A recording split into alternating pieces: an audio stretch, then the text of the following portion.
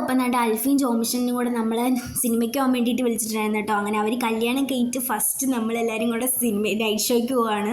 അപ്പം ഇന്ന് ഫുള്ള് ജോമിഷൻ്റെ ചിലവാണ് കേട്ടോ. അങ്ങനെ നമ്മൾ ജി മാക്സിലോട്ടാണ് പോയത്.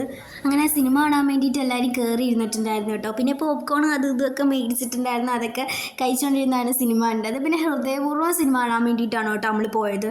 എനിക്ക് പേഴ്സണലി ഭയങ്കരമായിട്ട് ഇഷ്ടപ്പെട്ടിട്ടുണ്ടായ സിനിമ അത്യാവശ്യം നല്ല സിനിമയാണ് കേട്ടോ.